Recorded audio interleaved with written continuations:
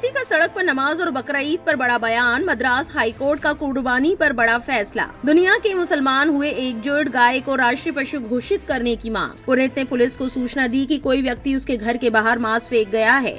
अब पुनीत गिरफ्तार है, वजह जानकर चौंक जाएंगे। बकरा ईद कुर्बानी और मुसलमानों से जुड़ी 3 बड़ी खबरें जो हाल फिलहाल में सुर्खियों में रही और मुसलमानों के लिए बहुत जरूरी है, मगर हो सकता है आपकी नजरों में ये बड़ी खबरें ओझल हो रही हो, इसलिए इन बड़ी खबरों को आपके सामने एक अलग अंदाज में पेश करेंगे। चलिए अपनी टॉप 3 ट्रेंडिंग न्यूज शुरू करते हैं। You are watching Kali News.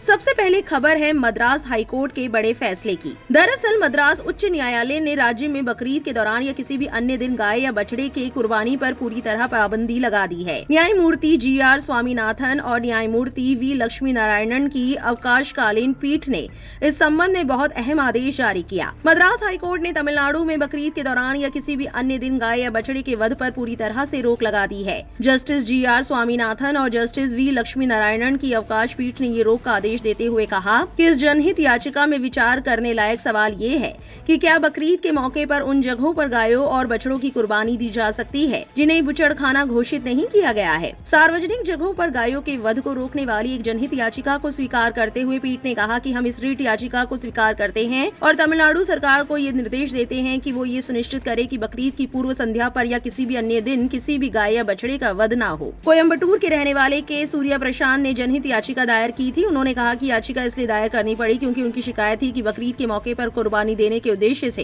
उन इलाकों में गायों और बछड़ों के वध की व्यवस्था की जा रही है जिन्हें बुचड़खाना घोषित नहीं किया गया है। पीठ ने ये भी बताया कि कानून के अनुसार किसी भी गाय का वध तब तक नहीं किया जा सकता जब तक कि उसकी उम्र 10 वर्ष से अधिक ना हो जाए और वो काम करने या प्रजनन के लिए अयोग्य ना हो जाए, या फिर चोट, शारीरिक विकृति या किसी लाइलाज बीमारी के कारण वो काम करने या प्रजनन के लिए स्थायी रूप से अक्षम ना हो गई हो। इस प्रकार वो पशु काम करने और प्रजनन दोनों ही कार्यों के लिए अयोग्य होना चाहिए। साथ ही उसकी उम्र 10 वर्ष से अधिक होनी चाहिए। उन्होंने कहा कि सर्टिफिकेट सक्षम अधिकारी द्वारा निर्धारित फॉर्म में जारी किया गया होना चाहिए। धारा 4 क्लॉज 3 क्लॉज B का मतलब ये समझा जाना चाहिए कि स्थायी अक्षमता किसी चोट, विकृति या किसी लाइलाज बीमारी के कारण है। यदि सक्षम अधिकारी द्वारा हस्ताक्षरित निर्धारित फॉर्म में ऐसा कोई सर्टिफिकेट पेश नहीं किया जाता है तो वध की अनुमति नहीं दी जा सकती। अब इस खबर पर रिएक्शन देते हुए सामीउल्लाह नाम के यूजर ने लिखा, मुसलमानों को इससे दूर रहना चाहिए। मद्रास हाईकोर्ट का ये आदेश तमिलनाडु के हिंदू मवेशी व्यापारी समुदाय को पूरी तरह से तबाह कर देगा। हिंदू व्यापारी ही वे लोग हैं जो बकरीद के लिए मवेशियों को पालते हैं, उन्हें एक जगह से दूसरी जगह ले जाते हैं और उनकी सप्लाई करते हैं। अस्थायी जगहों और सार्वजनिक स्थानों पर मवेशियों को काटने पर रोक लगाकर और इससे दूर स्थित तय बुचड़खानों तक सीमित करके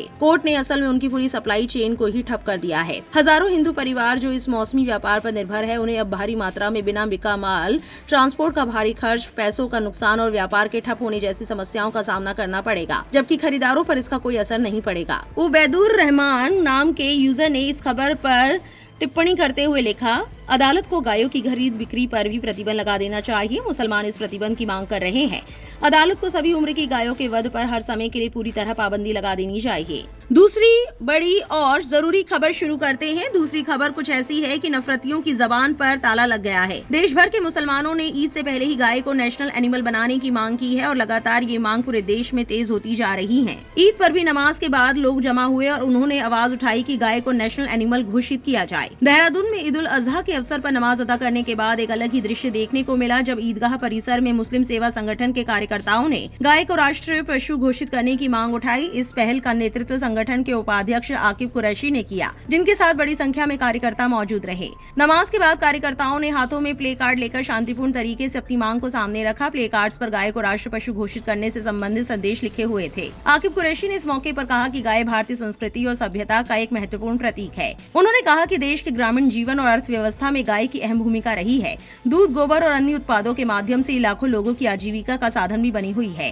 इसके साथ ही उन्होंने ये भी कहा कि गाय करोड़ों लोगों की आस्था और धार्मिक भावनाओं से जुड़ी हुई है, इसलिए इसे विशेष दर्जा दिया जाना चाहिए। वहीं साथ ही साथ मोहब्बत की नगरी आगरा में इस बार बकरीद का त्योहार सिर्फ धार्मिक आस्था तक सीमित नहीं रहा, बल्कि भाईचारे और सामाजिक सौहार्द का संदेश भी देता नजर आया। गुरुवार सुबह ताजमहल की शाही मस्जिद में भी बड़ी संख्या में नमाजी पहुंचे, जहां बच्चों से लेकर बुजुर्गों तक सभी ने मुल्क में अमन, चैन, तरक्की और खुशहाली की दुआ मांगी। इस दौरान मुस्लिम महापंचायत ने गाय को राष्ट्रीय पशु घोषित करने की मांग की। बकरीद के मौके पर नमाज के बाद ईदगाह के बाहर उत्तर प्रदेश मुस्लिम महापंचायत की ओर से एक अलग पहल देखने को मिली, जहां बड़ी संख्या में मुस्लिम पंचायत के सदस्यों ने हाथों में तख्तियां और पोस्टर लेकर गौ माता को राष्ट्रीय पशु घोषित करने की मांग की। उन्होंने कहा कि गाय देश की संस्कृति और करोड़ों लोगों की आस्था का प्रतीक है, इसलिए उसकी सुरक्षा और सम्मान सुनिश्चित होना चाहिए। अब आप सबसे पहले ये वीडियो देखिए। हाथ उठाकर इस बात की तारीफ करते हैं, हाथ उठाया नहीं, वीडियो रोज का भी पूरे मजमे का वीडियो बनाइए और इसको वायरल कीजिए भी।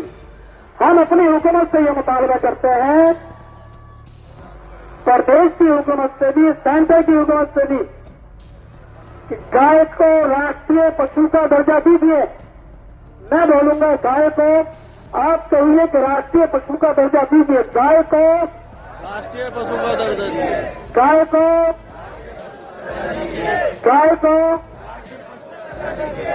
ये ऐलान करना मकसद था। ईद उल अजहा की नमाज के दौरान एक वीडियो में एक मौलाना कथित तौर पर मुस्लिम समुदाय के लोगों से गाय को राष्ट्रीय पशु घोषित करने की मांग का समर्थन करने की अपील करते हुए दिखाई दिए। इस क्लिप में नमाज के बाद नमाजियों को संबोधित करते हुए उन्हें ये कहते हुए सुना जा सकता है, हम ना तो गाय को काटना चाहते हैं, ना ही उसे खाना चाहते हैं और ना ही उसे बेचना चाहते हैं। साथ ही साथ राजस्थान के जैसलमेर में ईद की नमाज के बाद मुसलमानों ने एक हस्ताक्षर अभियान शुरू किया, जिसमें उन्होंने गाय को भारत का राष्ट्रीय पशु घोषित करने और बीफ के निर्यात पर प्रतिबंध लगाने की मांग की।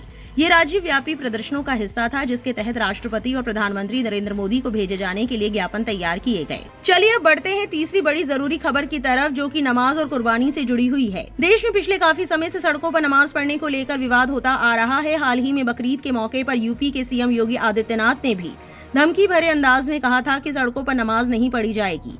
इस बीच ऑल इंडिया मजलिसे इत्तेहादुल मुस्लिमीन के अध्यक्ष असुद्दीन ओवैसी का बयान सामने आया है। उनका कहना है कि अगर सार्वजनिक सड़कों पर नमाज अदा करना नामंजूर है तो ये नियम दूसरे धर्म से जुड़े आयोजनों के लिए होना चाहिए। AIM के अध्यक्ष ने कहा कि सड़कों पर नमाज के लिए तो नियम कानून बनाए गए हैं, वो सभी धर्मों के आयोजनों और धार्मिक कार्यक्रमों पर भी समान रूप से लागू होना चाहिए। उन्होंने कहा कि किसी एक समुदाय के लिए अलग और दूसरे के लिए अलग मानदंड नहीं होने चाहिए, सभी के लिए एक मानदंड अपनाया जाना चाहिए। शुक्रवार को हैदराबाद स्थित AIM मुख्यालय में पत्रकारों से बात करते हुए ओवैसी ने आरोप लगाया कि देश में मुसलमानों को हाशिए पर धकेलने और उन्हें दोयम दर्जे का नागरिक बनाने की कोशिश की जा रही है। उन्होंने साफ कहा कि अगर सड़कों पर नमाज पढ़ना गलत है तो सड़कों पर हर धर्म के त्योहारों के आयोजन गलत है। ये बात सभी धर्मों पर भी लागू होनी चाहिए। उन्होंने कहा कि त्योहारों और धार्मिक गतिविधियों पर भी समान नियम लागू होने चाहिए, सभी धर्मों के लिए नियम लागू होना चाहिए। ओवैसी ने कहा कि अगर सड़क पर नमाज को गलत माना जाता है तो फिर सड़कों पर आयोजित होने वाले सभी धार्मिक जुलूस, त्योहार और अन्य सार्वजनिक कार्यक्रमों के लिए भी वही नियम लागू किए जाने चाहिए। उन्होंने कहा कि सार्वजनिक स्थानों के इस्तेमाल को लेकर किसी विशेष समुदाय को निशाना बनाए जाना गलत है।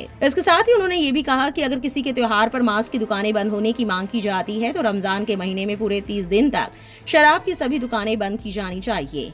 उन्होंने कहा कि धार्मिक मामलों में भी सभी समुदायों के साथ एक जैसा व्यवहार होना चाहिए। उन्होंने सवाल किया कि आखिर सड़कों पर नमाज में कितना वक्त लगता है। उन्होंने कहा कि भारत देश मुसलमानों का भी है और वो अपने मुद्दों के लिए लोकतांत्रिक तरीके से लड़ते रहेंगे। अब बकरीद से जुड़े कुछ बहुत खास रिएक्शंस बताते हैं, उसके बाद आपसे अलविदा लेते हैं। पत्रकार सचिन गुप्ता ने एक खबर साझा करते हुए लिखा, उत्तर प्रदेश मेरठ के पुनीत ने पुलिस को सूचना दी कि कोई व्यक्ति उसके घर के बाहर मांस फेंक गया है। पुलिस ने CCTV देखे तो पता चला कि एक लड़का अपने घर से वेस्टेज मांस साइकिल पर लेकर जा रहा था, जो रास्ते में गिर गया। पुनीत ने वो मांस उठाया और अपने घर के बाहर डालकर पुलिस को सूचना दे दी। अब पुनीत गिरफ्तार है। दानिश ने लिखा, मांस का टुकड़ा देखकर भावना आहत हो गई, वहीं मांस उठाकर अपने घर के बाहर डालने से भावना आहत नहीं हुई। समस्या मांस के टुकड़े से नहीं बल्कि उसे बहाना बनाकर नफरत और तनाव फैलाने की मानसिकता से है। 2014 के बाद कुछ लोगों की भावनाएं धार्मिक कम और राजनीतिक ज्यादा हो गई है। पत्रकार निखत ने लिखा, पहली बार हिंदू संगठन से सहमत हूँ। गाय को माता की तरह पूजा जाता है और बंगाल में बीजेपी सरकार ने आने के बाद भी 14 साल से ऊपर की गाय की कुर्बानी की इजाजत दे दी,